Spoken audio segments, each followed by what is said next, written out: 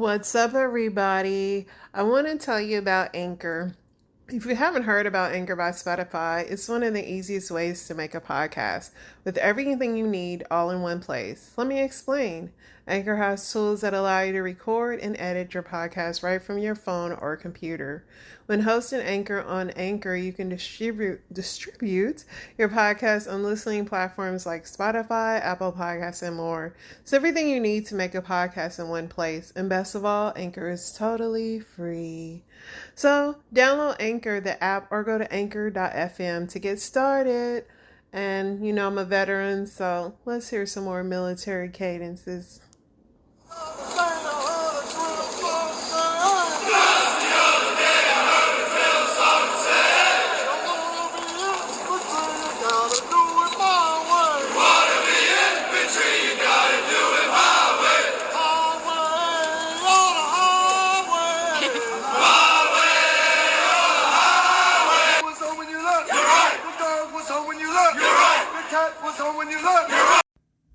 And just like that, I'm back to talk you guys' ear off again.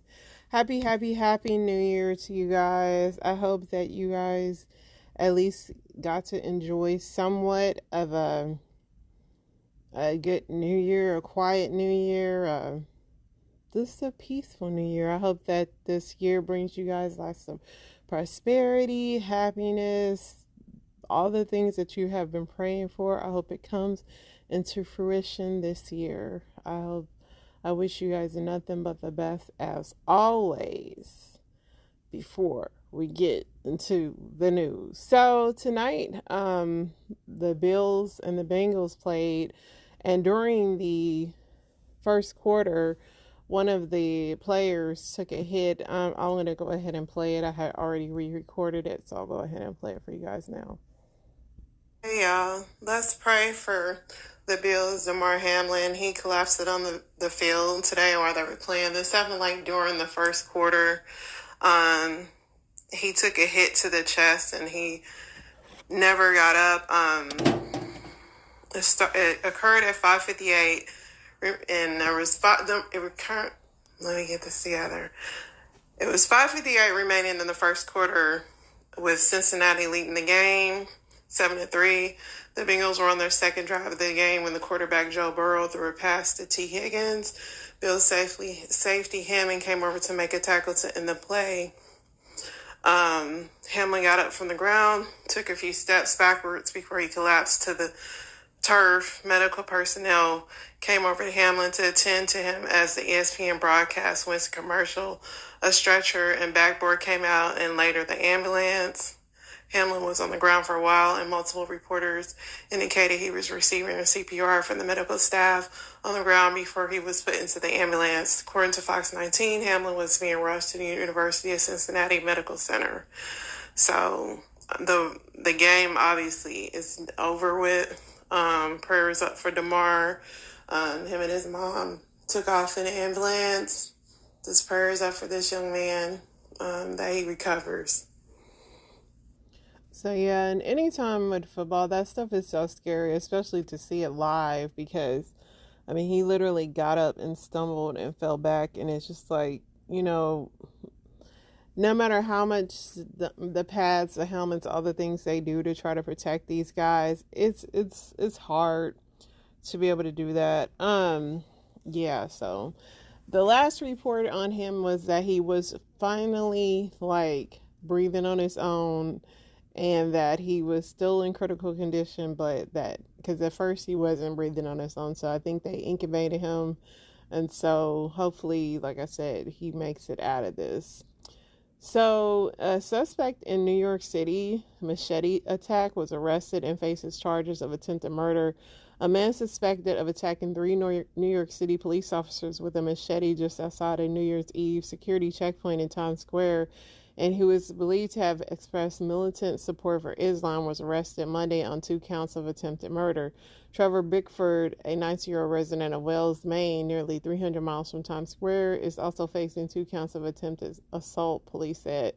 A spokesperson for Manhattan District Attorney's Office told NBC News Monday afternoon it is unclear when he will be arraigned based on a number of factors. Officials on Wednesday said the attack occurred shortly after 10 p.m.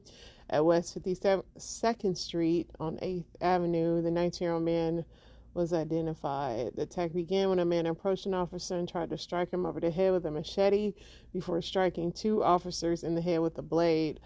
Police Commissioner Sewell was then shot in the shoulder. The suspect was then shot in the shoulder.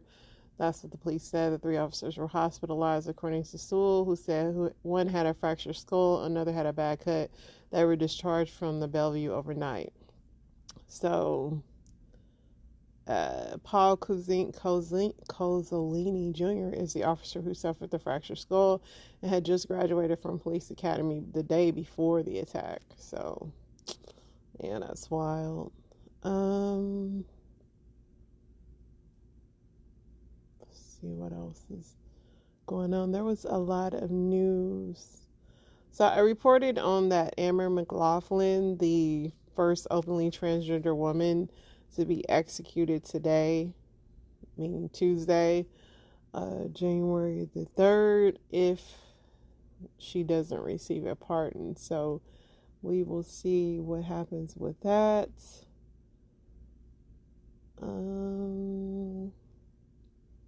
So the Sutherland Springs shooting survivor says the DOJ appeals and the damages are taking too long.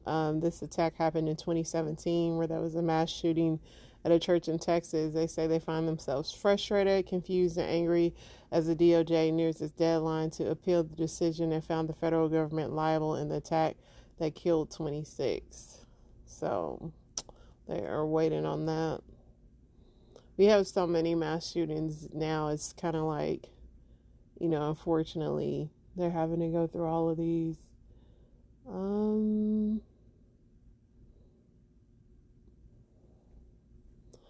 I love how stories are just stuff. Like adults who aren't sufficiently hydrated may age faster. Really? Did you guys need to really announce that? Did a study need to be shown? Kind of wild. 2 people were killed New Year's Eve in an avalanche in Montana. That's messed up. So Jeremy Renner, who's one of the who played plays Hawkeye in the Marvel movies, he's hospitalized in critical but stable condition after an accident while plowing the snow. I think it ran over his leg or something like that. So it's going to be okay. But yeah. So I have, besides this news here, but there'll be more and more and more news. But I have so many story times that I saw this weekend that I wanted to just hop right in and share with you guys. I mean, these are always fun and interesting. So let's get right into them. Boy Jennings has piles of paperwork from the Ohio Child Support Office. The state wants money to the tune of $18,000 and has started taking it from his Social Security checks. They said it's for a baby, your baby, which was my baby. Actually, that was Tanya Hogan, and the brother murdered her in Winton Terrace. The paperwork claims Jennings still owes support for Tanya, but Tanya was killed in 1981 on Winesty when she was only 3 years old. This is where Tanya Hogan's unmarked grave is at Spring Grove Cemetery. Her father says to this day it still brings back painful memories to speak about his daughter. That's why when I got this, it just riled me back. It brought the dragon back up out of Cowboy. Newspaper articles explain how Robert Hurd beat Tanya because Tanya wet her pants. Hurd was the boyfriend of Tanya's mother. He struck my baby in the face. Hamilton County Job and Family Services says the Jennings situation is rare. We're hearing from someone that the child may have died at an early age. Unfortunately, our records don't show that. Our normal Social Security matches don't show that. We sent him notices over the years on this, and they either went undelivered or unread, or were ignored, one or the other. So we went to the Office of Vital Records, finding the death certificate, which proves Tanya was the victim of a homicide. Like I said, this is something we'd asked him to bring in. You've done it for him, and we will look into this matter immediately. Jennings says he just wants it all straightened out. They should have examined that and said, where's this baby at? That's all I'm interested in. I can't be held legal for $18,000? Can't do it. Job and Family Services says for now the case is on hold and no more money will come from Jennings' checks. There is still a possibility that Jennings could owe more money for the 3 years that Tanya lived if he was obligated to pay and didn't. Rob, back to you. This is when child support is just completely out of order, because it's like the money goes to the child is no longer living.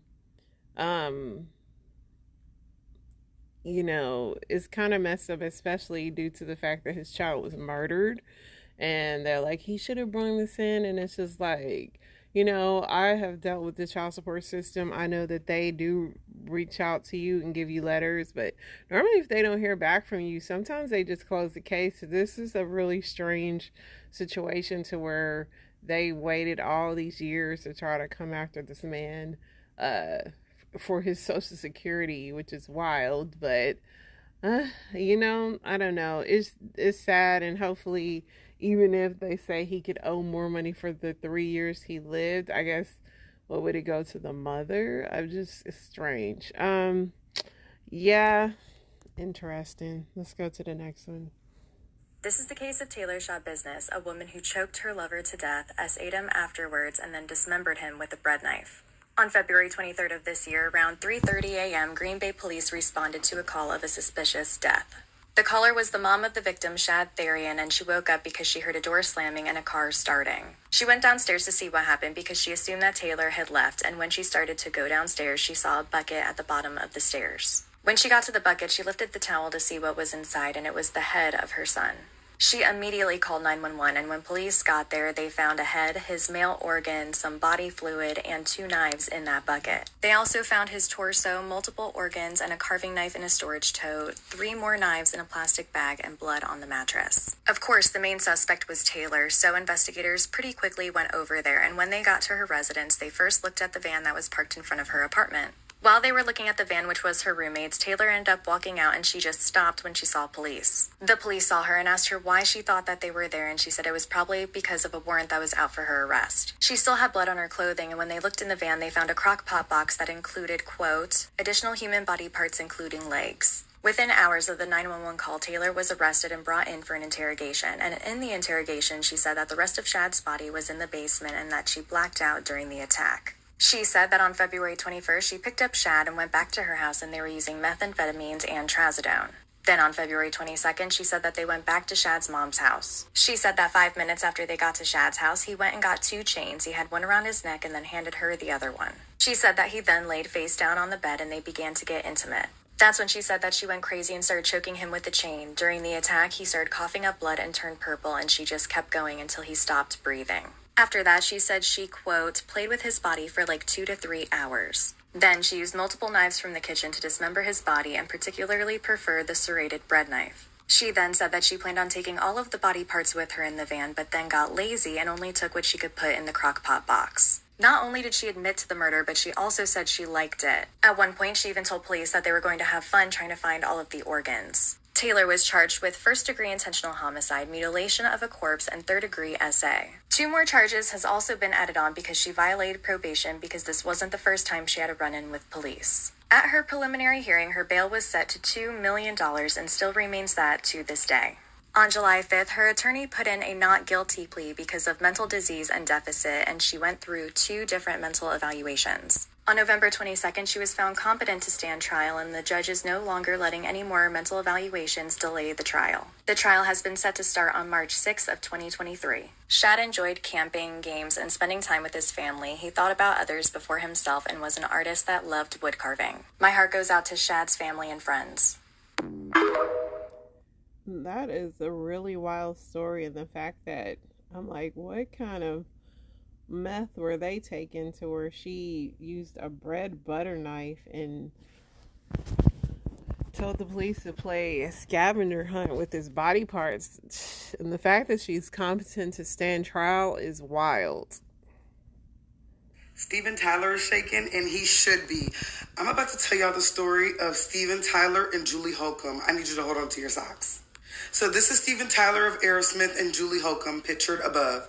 In 1973, let's just say the 1970s, Julie Holcomb was at a concert, an Aerosmith concert. Very popular place to be. Aerosmith is one of the biggest bands ever in history, and back then they were at their peak. And 16-year-old Julie met Steven Tyler. They immediately, allegedly fell in love. Now, Steven Tyler was in his 20s, big and grown at this time, and he actually ended up getting the rights, Julie's rights, signed over from her parents to him. They trusted him so much that they allowed him to be her guardian, her full-fledged legal guardian, knowing that they were having that type of relationship, and she was still an underage girl.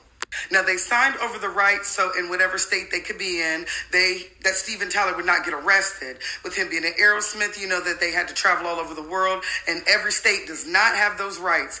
And he also wanted the rights to get married to her, even though he was her legal guardian. So they were together. They had allegedly, according to Miss Julie at the time, a great relationship. She met the absolute icon of her life. He whisked her away. He's like, let's have a baby. Let's get married. She was on birth control. She said that he took the birth control and threw it out the hotel window dramatically and said, I want us to start a family together. And she's an absolute fairy tale land.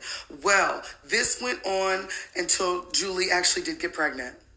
Now, when she got pregnant, Miss Julie and Steven were allegedly very happy about it. So he's like, I want to marry you. I want to be together. So they end up going down to New Hampshire. Was it New Hampshire, y'all?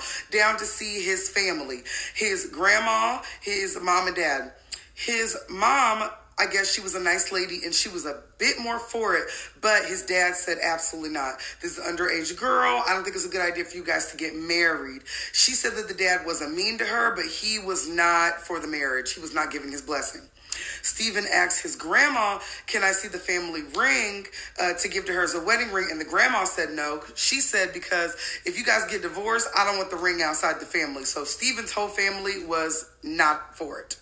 That made the dynamic of their relationship completely change. And Steven actually, after they got back, he was acting a little weird and he ended up going on tour. Somebody's got to pay the bills for the teenager and him.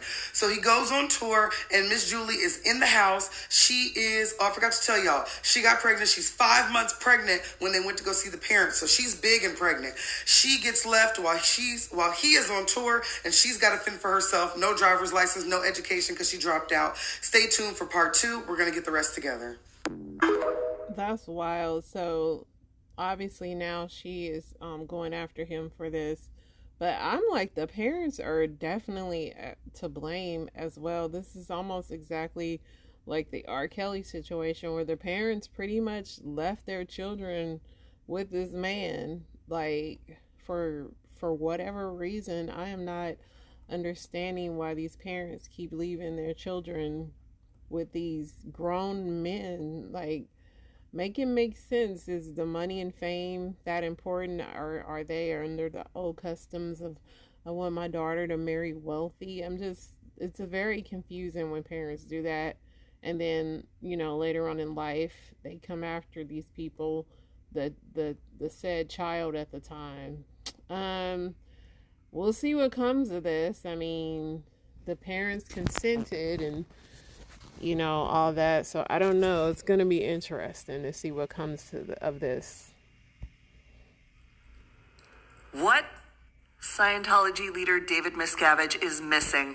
Lawyers in Florida have tried to serve him 27 times on charges of trafficking. Nobody knows where he is. Maybe he's with his missing wife. So Leah Remini had did a story on this because she was saying that the David guy's wife was missing. And now he's missing. So very interesting. You know that Scientology always has some interesting so-called charges, but which they've been able to get away from. So we'll see what comes out of this here. If you're watching this right now, spread the story, tag anybody. I am a soldier at Fort Hood Base in Texas, Killeen, Texas, and I was shot 12 times by a soldier, and it was covered up. Even by the police. The police made a police report that just came out saying that I got shot over some keys multiple times and the person got arrested. That's it. It didn't say I was a soldier. It didn't say the person shot me was a soldier. And it didn't say the female I was there to protect was a soldier. Because the whole reason I was there is because she called me and said this dude is trying to hurt me. Told him to calm down. He takes a punch at me and says I can take a punch. He got mad because it was in front of his girlfriend or his friends and started trying to fight me, and I beat him up. And that thing, you know, I'm walking to my car. He kept screaming, round two, round two. He walks to an NCO, turned back around, put his hands up, and then starts to shoot me. 12 times. 12 times. Like, 12 times. Like, all over my legs, like, 12 times. I should not be here. Gun in my head in the gym. And I'm sitting here with the Army because they try to cover it up. They try to chapter me. Instead of doing what's right, they try to chapter me, and I fought my chapter. And now I'm going through the med board process. And I work in 3 Corps, under the main general of the base, under everybody. And I just went back to work like 2 days ago. And everybody told me his rumors how they said I was drug dealing, how I was at a party, how I was at the wrong place, I was looking for trouble. I didn't even have a gun. That hotel y'all talking about was a whole different person that got shot. Just spreading lies, making me look bad, like the bad person. So the Army doesn't look bad. And I hate it. I hate it here. Like, I have to die in my dreams every day. Sleep paralysis. I can't sleep. I can't eat at times. I can't see my son. My son was born a month after I got shot. I can't even see my son. Like, I got so much going on. And I try to kill myself, and it didn't work. And now I'm just sitting here like, don't give up. I gotta keep fighting. Let anybody know this, the whole world know this, about the bullshit I'm going through. Like, fuck 3 Corps. I mean it from the bottom of my heart. Fuck 3 Corps. I hate 3 Corps. How are you the general? How are y'all the main people of the base that control everything? And y'all try to cover this up? I rate my pack. I got my packet. It don't say anything when we get shot. I haven't got one counseling for the good thing I did. They just try to put out all the negative stuff I did before the fact. Made me like the bad guy. And I'm supposed to sit here and take it. I don't care no more, bro. Fuck 3 Corps. Fuck. I'm not going to say fuck the Army. Because the Army did a lot for me. But I'm saying fuck 3 Corps. Fuck my unit. They cover that shit up. And I'm here now on base. Like, fuck them. I don't care who, if I die, any of that. Just know I ain't kill myself. Like, I don't care no more, bro. That's messed up, bro. And, I mean, he was trying to be a good guy, man. But, listen, this is how I am on a lot of stuff. Do not get involved in people's relationships. Because 9 out of 10 of the times, they're going to stay with them anyway. And now you got all this stuff going on. You know, and it's sad because, yes, you should want to be a good Samaritan. But, man, people will set you up for failure. And now look at you, bro. I'm going to pray that you have some quick recovery. And I pray that your new year is better. God wanted him to have Tyler Perry's jet. We'd just like to ask you about why you don't want to fly commercial. Why have you said that you won't fly commercial? You said that it's like getting into a tube with a bunch of demons. If I flew commercial, I'd have to stop 65% of what I'm doing. How much money did you pay for Tyler Perry's Gulfstream jet, for example? Well, for example, that's really none of your business, but... Isn't it the business of your donors? Listen, I paid. You kind of caught me off guard here, okay? Certainly. Well, if you'd like to come out here, I'd like to give you a chance to catch your breath and have a conversation. We don't want to catch you off guard. I love Inside Edition. You got to get this now. Hey, you listening to me? My wife thinks Inside Edition is, oh yeah. Now, thank you, Lord. Help me. Let me pray this thing. Well, let me just ask you a really simple question.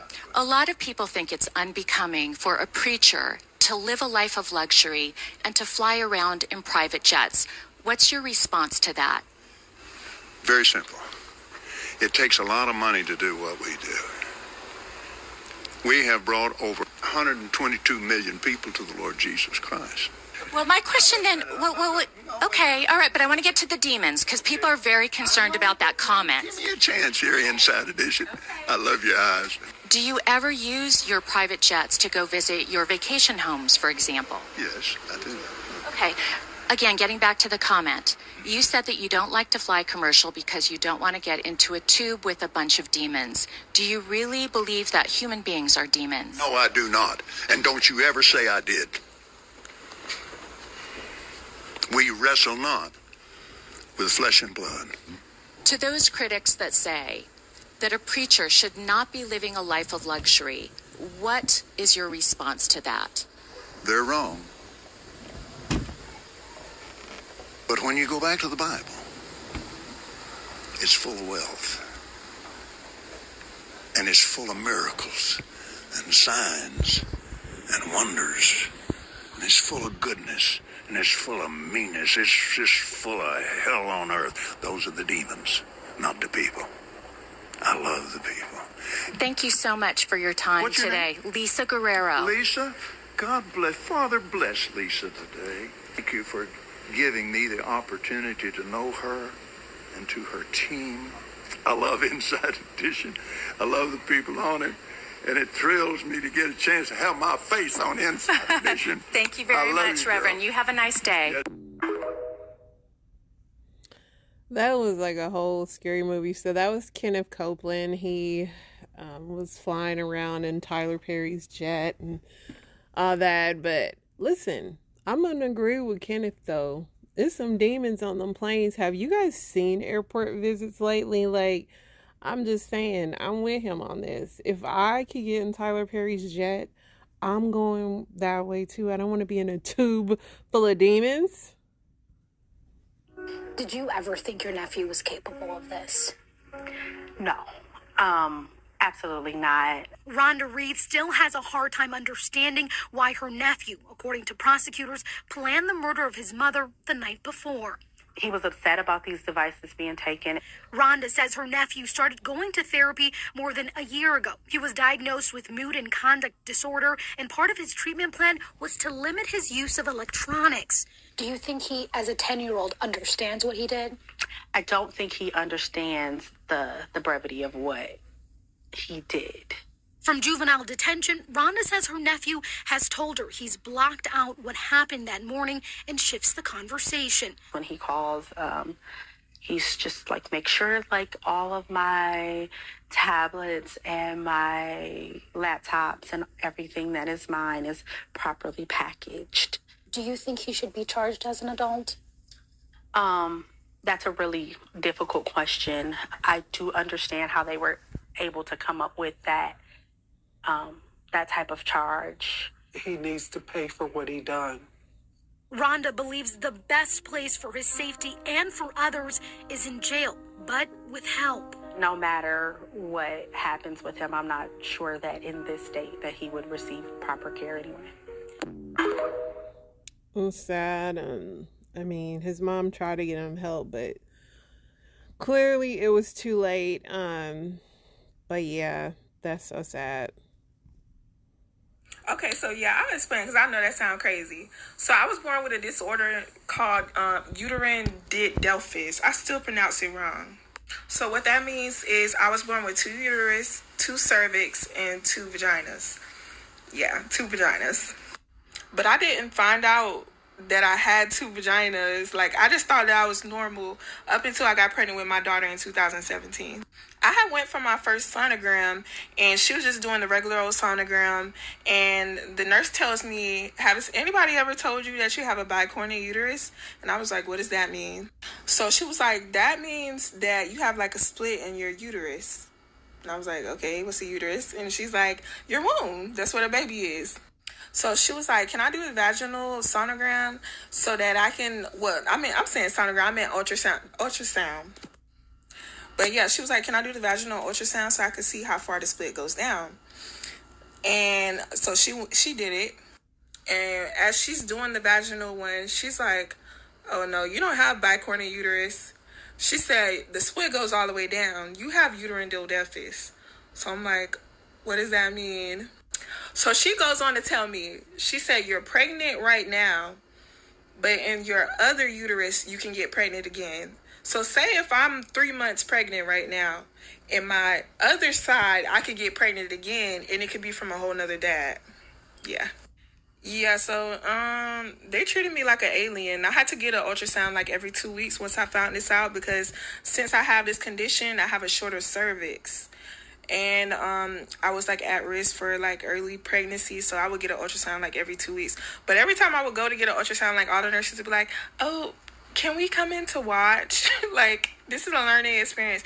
And also, when I get a pap smear, I have to get 2 pap smears. So I get a pap smear for the left side and the right side. And I have a son and a daughter. So when I was pregnant with my daughter, she was on my left womb and my son was in my right womb. Oh yeah, and for the 2 vaginas, I have a hole and it's like a split in the middle. So yeah, the vagina hole is split in the middle. It's like a septum. So it's 2 different sides. So yeah, it looks normal though. But yeah, that's the explanation. Oh yeah, and when it was time to have my daughter, I had to have an emergency C-section because of me having 2 cervix.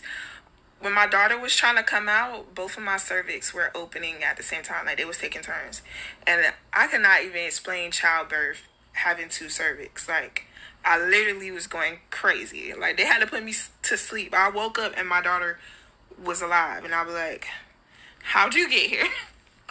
But yeah, that's all I got to say about that. Sis, like, I wouldn't even have sex the whole time I was pregnant. Once I found out I was pregnant, if I found out I could get pregnant in my other vagina, like, and the fact that you have 2 children, you are definitely an alien, because ain't no way I'm going through that pain. I had 2 regular ones. I'm not going through the pain and the fear of thinking whole time I'm pregnant with one, if I have sex I can get pregnant on the other side. This is just too much. It's too much. And this is the time that I found out my boyfriend was gay. About a few years ago, I was at an event for work on a boat and having a great time. And my boyfriend at the time was asking me to come, out with him and his cousin, because his cousin just graduated from college. So he picked me up from the event. We head to the club, and as we're at the club, I see someone that I know. And as I see someone that I know, they give me a hug, and it's a guy. And I'm like, "Hey, how are you?" In the midst of me trying to introduce my boyfriend to him, my boyfriend already walked away. When I go and find him, I'm like, "Hey, I was trying to introduce you." He whispered in my ear, "Don't you ever embarrass me like that again." So we kind of got in an argument, and we just decided to leave. As he was tired and sleeping in the passenger seat, his phone goes off. And his phone goes off from a text message at 1 a.m. But out of respect, I told him, "Your phone's going off at 1 a.m. You should probably answer that." And he said, "Babe, I have nothing to hide. Here's my passcode."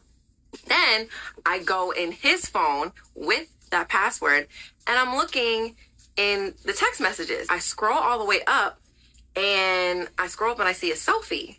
I'm like, it's a black dude taking a selfie and send it to him. This is my ex-boyfriend. "Hey man, I'm not gonna make it. I gotta feed my dogs and take them out. Maybe another time." I guess the guy wasn't cute to him, because the minute he sent the selfie, he kind of stopped texting. They were talking in code, like, "Can't meet up, blah, blah." I didn't know what was going on. Then when he said the cake, I'm like, well, cake is usually referred in 2 ways. Either you're eating cake or like cake. I went through all of his photos, all of his videos, all of his text messages, all of his DMs, all of his apps, deleted apps. I went through his block list on Instagram, his block list on Snapchat. His block list was all gay men. I went through his email, his video. He had some very suspect videos. He had a couple of pics in there that weren't his. It was too much. So all I knew what to do at that point, though, was to screenshot literally everything. So I called one of my gay friends, and I was like, "I'm gonna send you this pic. Don't be weirded out, but can you tell me what app this is?" He's like, "Yeah." I sent it to him. He's like, "Oh, that's great." So then I'm sitting there, and I get in bed, and I'm just staring at him the whole time in such disgust, like, "You piece of shit." Later on that day, he finds himself trying to break up with me. He literally starts texting me, and he's like, "Hey, so, last night, that fight that we had, I just realized, like, you're not the girl for me. We gotta talk. No, like, we have to talk right now." And he's like, what are you talking about?" I said, "Look, I was gonna ease into this because I'm still processing it myself, but I got some weird in your phone, and I need you to answer what it is. And I'm sending him everything that I saw. And then he calls me immediately and starts crying. I've just had thoughts like it wasn't anything like that. Like I was just thinking about it, but I've never done anything like that. You know, I love you. Not trying to give him an excuse. I mean, no, for sure. But it's probably really hard for him to come out. He's probably dealt with some crazy trauma. Do you feel like you might be gay? Like, were you trying? No, I'm not gay. I've never done anything with a man. Just kept denying. I was like, I have to go to work. I can't do this right now. Like, we're just gonna talk another time.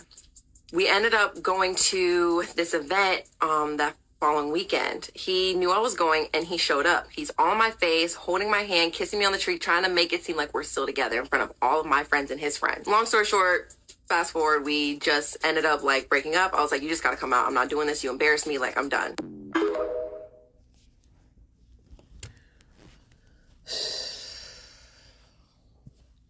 I can't, like, she gave him a lot of grace, but that is so dangerous. Like, the STDs alone, and just, I mean, he put her life at risk, but I guess she was a good sport about it. I can tell you I would not have been. As she went, night show talking to the host. So let me pause this. So this is a story about Aaliyah and her parents, and kind of almost on the Steven Tyler situation, which is wild. So I'm going to play this for you guys, and then we'll discuss. Talking to the host. And she's talking about being on Star Search and how she was hot at 10 with her nice little dress. You can see she's being playful. But then she says this. You were hot at 10 singing that funny ballad? You don't understand. I was hot. I don't think you're supposed to be hot at 10. Are you? Now look at this. Comfortable. Yeah, I totally embrace it. Like I said, I was hot at 10. Right. Right? I had a little sex appeal working back then. And what did your mom used to do? My mother, when I was younger, we were getting me ready to come out in the business. I was looking for agents, so she was taking pictures of me. And she said, yo, she's got this kind of sex appeal working. It comes through on the pictures and the camera. So mom was taking pictures. And although we see Aaliyah was being playful and even the host was looking like, she said about how her mother would take pictures of her and how the mother was like, oh, she had sex appeal at 10 years old. And I remember when I first seen that interview, I was kind of like, that kind of threw me off. But I, being an Aaliyah fan, I tried to ignore it. But then I looked through the comments and I seen people putting it out, and I was just like, I mean, to be honest, 10 years old and sex appeal in the same sentence, it doesn't connect. You know what I'm saying? So that's a question mark. That was a question mark. Continue. Ended up on her uncle's label, Black Ground Records. At this time, obviously, Aaliyah and R. Kelly had been introduced by her uncle, Barry Hankerson. Made a whole video about him. And R. Kelly comes out with this song called She's Got That Vibe. But listen to these lyrics right here. Hey, yo, R. Kelly, what's up, man? You been spending a lot of time with this girl. No, man, she just got the vibe, you know what I'm saying? All right, tell me the script. I bet. Montina's got it, Aaliyah's got it. The song's about basically how he feels a connection, supposedly with a woman. She's got that vibe, they have a connection, and, they want to get to know each other, right? But at the end, he shouts out, little cute Aaliyah's got it. And mind you, 1991, Aaliyah was 12 years old at this time. She's 12. And it's like, he was on the uncle's label. The uncle didn't think that was weird. I'm pretty sure Aaliyah heard it. I'm pretty sure Aaliyah's parents heard it. They didn't think that was weird. That was a little off, you know what I'm saying? She's 12 years old. And for some reason, he felt such a connection to Aaliyah, a 12-year-old Aaliyah. He felt the need to give her a shout out in his song, Little Cute Aaliyah's Got It. And I remember when I first heard that, I was like, wow. It was dead in our faces. But I guess at the time, remember, nobody really knew who Aaliyah was because she hadn't come out yet, 1991. Okay. And I guess she hadn't come out yet, 1991. Okay, and I guess nobody picked up the red flags. They still let Aaliyah work with him on her album. All right. Then we go into, before she even came out with her album, AJ Nothing But a Number, and that name title right there is a dead giveaway, like I said. Kelly comes out with Your Body's Calling remix, 1994. So at this time, Aaliyah is 14. But just listen to these lyrics right here.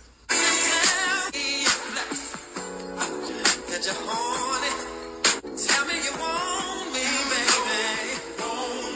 It's calling you, so do what you gotta do.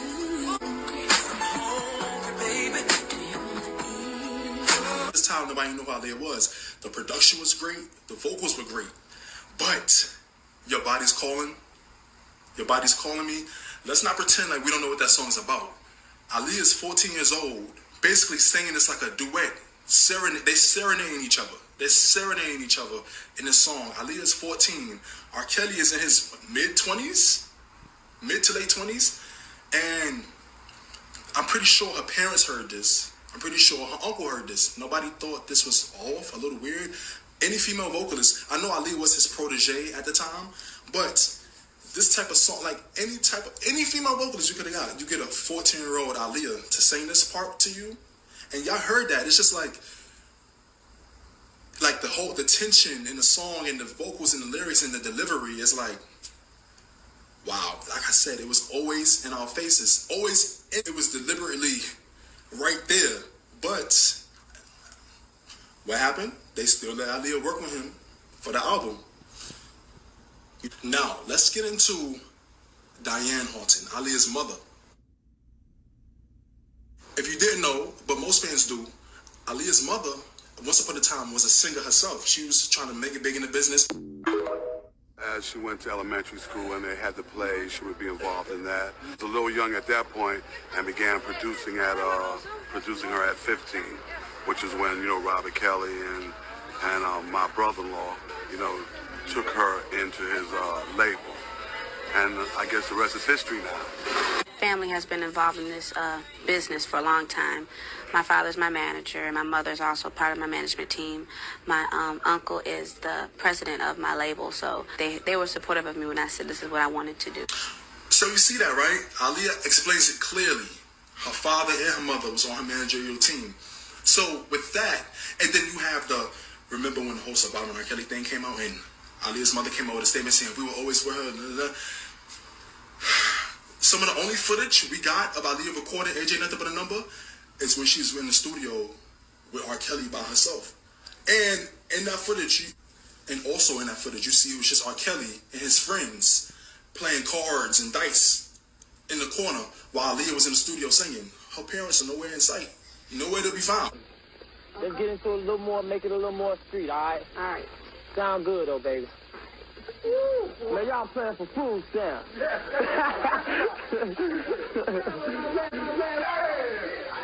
This is what I do just to get my vibe on. If I can't go to the street, I bring the streets to me. I bring my homies in here, set up like it's my crib, and create my music. Just have a little fun with it. We're gonna do the third verse. We're gonna go through the third verse. You done just nailed the first and second verse with a hammer. The daughter is becoming this big star, working with R. Kelly, right? All the signs were there. She's got that vibe. Your Body's Calling remix. Y'all still let her work with him. And the whole entire, let's get into how the whole entire album, AJ Nothing But a Number, right? The album is called AJ Nothing But a Number. On the album cover, you have Aaliyah in the front, R. Kelly peeping in the back. He wrote and produced the whole album. And then there's certain songs on that album where I'm like, there's certain songs on that album, knowing what we know now in retrospect, it's like, we all know R. Kelly was creative. He was a great songwriter, producer. But it's like, did he write the songs from his creativity, or did he write this out of real emotion? Real emotions he had for Aaliyah. Because you look at the titles. First of all, the whole album, they decided to name the whole album Agent Nothing But a Number. The whole marketing strategy was not knowing her age and it's a secret. That whole marketing strategy, that whole marketing ploy was always suspect. It was always off. But the parents were okay with it. Obviously, they let it happen. They let it come out. They approved of it. Barry Higginson, the uncle, was okay with it. Obviously, he let it happen. He let it come out. It was his label. Pretty sure they heard the songs. They had the photo shoots and everything. The video shoots and everything. They didn't think nothing was wrong,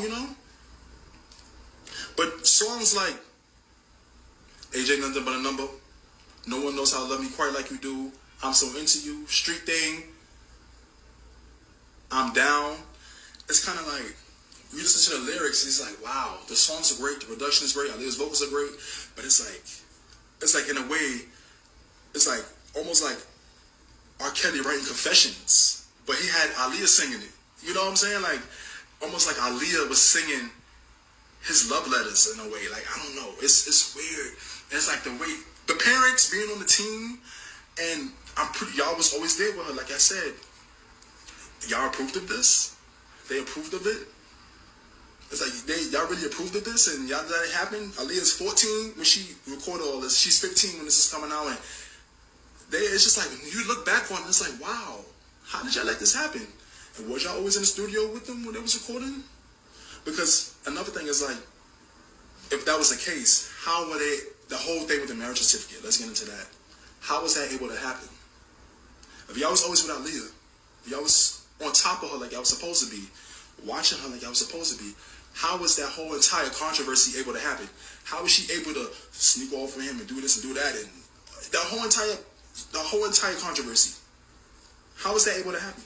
If that Bob article never came out where it showed the marriage certificate and how Aaliyah changed her age and this and that and this and that, would they have still let her work with R. Kelly for the next projects? That's a question we may never know. You know what I'm saying?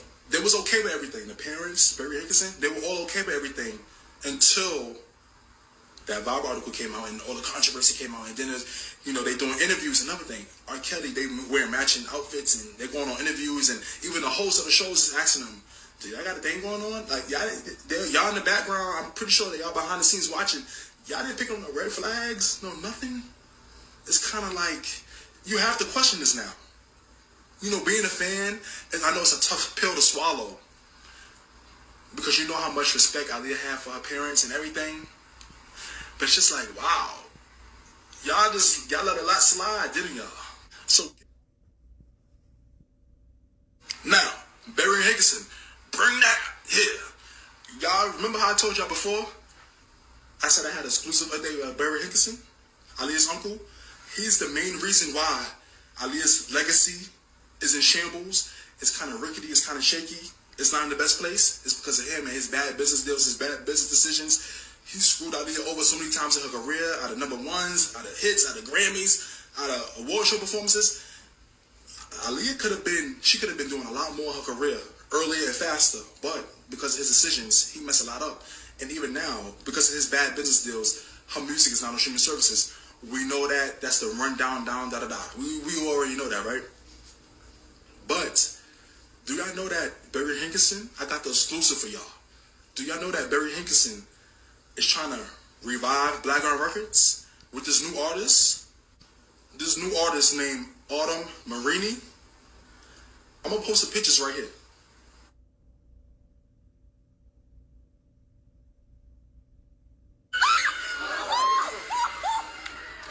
Lord, I'm having a heart attack. Damn, this is some scary shit. Oh, I am scared.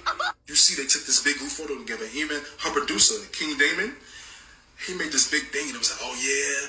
I'm gonna show y'all the video right here.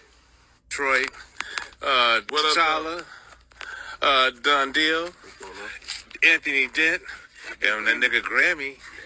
Yeah, we had the Hankerson Ranch. To make some Grammys. And y'all don't even know. They got over 100 acres in North, of course. Now you see that? How he's like, oh, we at the Hankerson Ranch, over 100 acres of land, and you saw the big house in the background, right?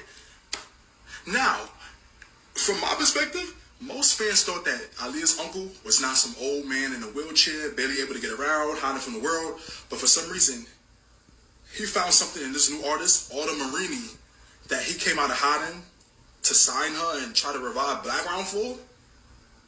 And then there was another post Autumn Marini made on her story where they was all taking shots and having cheers and then at the end, you see this. Now, you see that big beer belly? You see the face? That's none other than Jomo Hankerson, Barry Hankerson's son, Aaliyah's cousin, who was also on Blackground Records. And it's like, wow, Aaliyah's legacy is in shambles. Y'all the main reason why. And y'all in here celebrating this new artist. And the new artist, she's an Aaliyah fan. I said it because she wished her a happy birthday And she even did a cover of one of her songs, Come Over.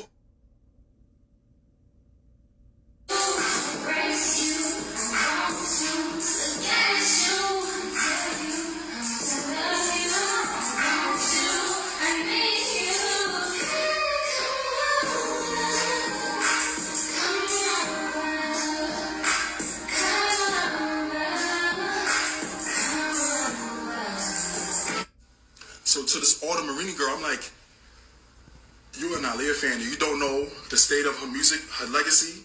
You don't know that this man that you're signed to, or you're trying to sign with, Barry Hankerson, he's the main reason why Aaliyah's legacy is the way it is, why her music is not on streaming services, because of his bad business deals and bad business decisions. Stop the music. Wait, stop the motherfucking music. You, are you dumb? They must be dumb if they think they struck gold signing to him. But if anything, you struck coal. You struck dirt. You struck mud. Because, you know, nothing's going to come out of this. Autumn, come here, let me tell you something. If he can't even get Aaliyah's music, his own niece, his big superstar niece, Aaliyah, he can't get her music on streaming services. Back then and even now, he don't know what he's doing. He made bad business deals, bad business decisions. What do you think he's going to do for your career in 2021? Just think about that. So just to let y'all know, if y'all wanted to know what Barry Hankerson, Aaliyah's uncle, was up to, that's what he's doing. Aaliyah's legacy and music is in shambles, and he's signing new artists that do Aaliyah covers. So all this time I thought that Aaliyah's family was blacking her music. And shout out to Shay Bay on TikTok. This is his story, and this is all alleged. But I do find it weird and strange that the family, you know, they trusted this man to do the right thing, and this is what happened with that. Let's see. I have a few more. Cambridge Dictionary has officially changed the definition of man and woman. They did an update. We knew that this was coming, and it has officially arrived. Now, the definition of a woman now states an adult who lives and identifies as female, though they may have been said to have a different sex at birth. I'm sorry, what? You just actually eradicated women. You just said you're no longer, there's nothing different or special about you. Now a person can put on heels and say they're a woman and they're the exact same person as you. Where on earth are the feminists? The feminists that were, where are the people that showed up at the Brett Kavanaugh hearing, right, and told us that him being confirmed would set women's rights back? The Yale University that bust down all the women who were screaming outside of the courthouse, that were interrupting his confirmation process. Where are all of those rabid women now? Candace Owens, she's always shaking the table. What do y'all think about that? Greetings, everyone. Citizens of Eudora. As you all are well aware, our city has been recently plagued with senseless acts of violence, which has led me to declare a state of civil emergency curfew, effective immediately for all citizens between the hours of 8 p.m. and 6 a.m. The only exceptions would be for medical emergencies and for employment. The loitering statute will be strictly enforced during this time, and a copy of that statute can be picked up at City Hall. Should you be caught during curfew hours, you will be subject to being stopped and searched. Other agencies have been contacted in order to assist with this endeavor. There will be a town hall meeting on Thursday, December 29th at 6 p.m. at the Commerce Building to give an update to all citizens about the recent acts of violence that have occurred in our city. Please, ma'am, please, sir, your assistance is greatly appreciated and it is needed. If you have any information that can be used towards a possible arrest, please contact Bill Sadler of the Little Rock, Arkansas State Police, or call the Arkansas State Police tip hotline at 501-618-8000. Please help us bring these senseless acts of crime to a stop. Thank you. So, I mean, shoot, they went so far as to put their people on a lockdown. That's wild. Your name was Alex Stein? Yes. Okay, thank you. What I'm saying is these casinos give people free drinks, and then they become vulnerable and then end up gambling more money than they have. Yeah. And I was a victim of that, and I lost a lot of money. And I'm facing a lot of issues right now. My wife's boyfriend recently got her pregnant, and I'm here for a church event speaking for, I'm a member of the Church of Scientology, and I don't normally drink, but I'm very vulnerable. I'm in a position now where I don't know what I'm going to do, because financially I'm going to have to take care of this baby potentially, because he's out on parole right now, and he has an upcoming case where he could be facing a long time in jail. So potentially I'm going to have to financially support this baby, and I come to Las Vegas for a work event, and I get fed alcohol, and I get entirely way too intoxicated. I go to the ATM, I use my credit card. They make it very accessible to be able to gamble with my credit card. You know this, Mayor Goodman. They make it absolutely incredibly accessible, Councilman, to be able to take all I have. And now I got to go back to Clearwater, Florida, and I have nothing. But the vulnerability of the tourists that come here, like myself, you're preying on people like me. And then I end up meeting a nice Filipino girl. I take her back to my hotel room. Come to find out, I cost money for her service to come to my room. Mary Goodman. I end up having a good time. We start kissing. We take off her clothes. She has male genitalia. She's a transgender. Mary Goodman. Excuse me. My man went in there like a confessional, and he wants the mayor and the city to pay up for what they've made him do. I don't know, man. He might have a case. Excuse me, I'm gonna go to the bathroom. Hi, excuse me. Yeah? Yeah. I need you to take your seat. The fasten seatbelt sign is on. Yeah, I'm just gonna go to the bathroom for a second. I'll be right back, okay? I understand what you want to do. Unfortunately, I'm going to need you to observe the fasten seatbelt sign. That'd be much appreciated. Right, it's just, I read on the internet that it's not against the law for me to go to the bathroom while the fasten seatbelt sign is on, so. Seatbelt sign is on. But is it against the law, though? The light is on. Is it against the law? You see that there's a picture of a seatbelt on that sign. No, but is it against the law, though? The fasten seatbelt sign is on. But is it against the law, though? Seatbelt sign is on. But is it against the law? Seatbelt sign is on. But is it against the law? Seatbelt sign. But is it against the law? It's on. Seatbelt sign is on. Seatbelt sign is on. Seatbelt sign is on. Sir, you're being difficult. You're being very difficult. Law. Not illegal. Not illegal. Not illegal. Okay. Legal. Fasten. Illegal. Fasten your seat. Legal. Sir? I have to piss and I have to Sir, can you lower in your the voice? toilet. Can you lower your voice? I have to piss and I have to. Okay. Lower your intensity. You're louder than me. You're yelling in my face. Sir, you're the one who I think needs to tone it down right now. You are screaming at me. You're hurting my eardrums.